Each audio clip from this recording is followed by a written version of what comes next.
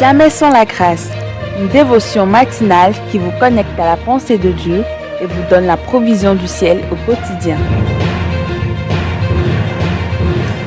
Bonjour chers amis, chers internautes, chers téléspectateurs, nouvelle journée, nouvelle provision, bienvenue dans cette dernière dévotion de cette semaine, que Dieu vous bénisse. Merci pour cette famille, merci aussi pour vos mots d'encouragement, vos commentaires, vos partages sur les autres réseaux sociaux également. Que Dieu vous bénisse Seigneur ce matin, nous inclinons nos cœurs vers toi Seigneur. Merci pour ta parole, en elle est la vie, et la vie est la lumière du monde. Seigneur, merci pour cette lumière qui jaillit encore ce matin au travers de la puissance de la prédication de ta parole. Béni sois-tu Jésus. Amen. Alors, chers amis, chers internautes, nous continuons notre aventure dans ce merveilleux livre de Néhémie et je nous propose ce matin Néhémie chapitre 3, le verset 1. Là, il est écrit: Eliashib, le souverain sacrificateur, se leva avec ses frères, les sacrificateurs, et ils bâtirent la porte des brebis. Là, ils la consacrèrent et en posant les battants. Ils la consacrèrent depuis la tour de Méa jusqu'à la tour de Hananaël. Amen. Alors ici, là, nous rentrons vraiment dans le vif du sujet, l'œuvre qui commence ici et nous voyons que le ton de l'œuvre est donné ici par le souverain sacrificateur Eliashib et ses frères.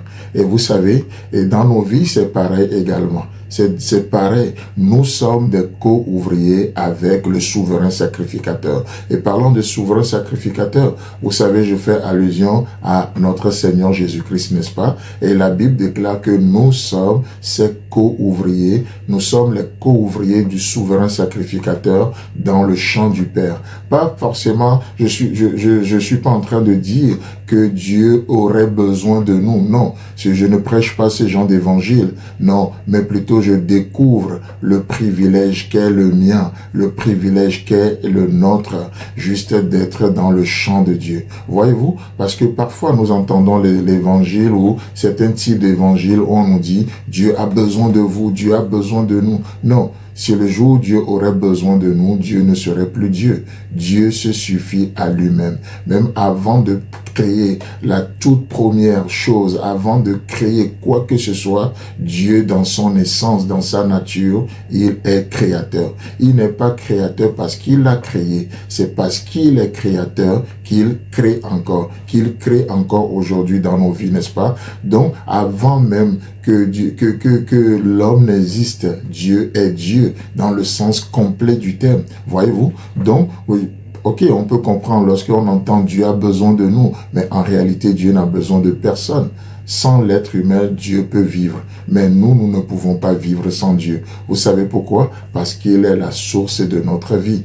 Donc, c'est un privilège ce matin que nous découvrons, que nous sommes des co-ouvriers avec le souverain sacrificateur dans le champ du Père, dans le champ de Dieu. Quel privilège! Quel privilège d'être sur son équipe. Quel privilège de faire partie de ses ouvriers. Quel privilège de faire partie non seulement de ses enfants, mais également de ses serviteurs. Et il nous est dit ici, comme je le disais tantôt, le souverain sacrificateur se leva avec ses frères.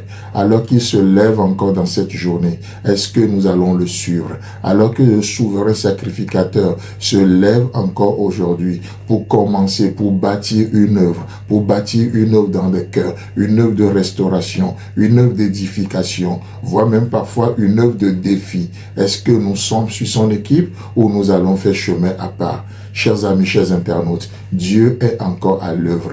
Jésus-Christ lui-même fait partie de l'équipe du Père. Il fait partie de l'équipe du Père. Il dit jusqu'à présent, mon Père agit et moi aussi j'agis. Assez intéressant, n'est-ce pas? Et qu'est-ce qui va se passer? Jésus-Christ va faire selon le modèle du Père. Et il nous dira, comme le Père m'envoie, moi aussi je vous envoie. Oh, nous sommes sur son équipe. Il ne nous envoie pas seuls. Lorsque Dieu envoie, écoutez bien ça, lorsque Dieu envoie, il s'envoie également. Dieu lui-même s'envoie en nous envoyant. C'est pour ça que Jésus nous dira, dans le champ, vous n'êtes pas seul. Je suis avec vous tout le jour jusqu'à la fin du monde. Lorsque Jésus envoie, il s'envoie. Nous sommes sur son équipe. Il est le souverain sacrificateur et il n'a pas honte de nous appeler ses frères. Il n'a pas honte de nous appeler ses frères. Oh, alors que parfois nous pensons, vous savez, l'œuvre accomplie ne nous dispense pas des bonnes œuvres qu'il a préparées d'avance pour nous. L'œuvre accomplie, ce n'est pas parce que l'œuvre a été accomplie qu'aujourd'hui nous sommes dispensés des bonnes œuvres. Non, il a préparé ces bonnes œuvres d'avance pour nous et nous sommes sur son équipe et nous agissons ensemble. Alors, le temps est donné, le souverain sacrificateur se leva avec ses frères. Êtes-vous là, les frères de Jésus, ce matin? Levons-nous ensemble avec lui. Que Dieu vous bénisse. Si vous avez aimé cette émission, parlez-en à vos amis.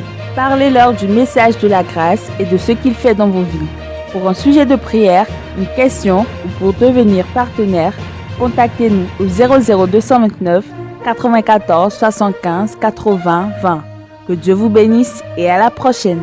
En attendant, pensez avec Dieu.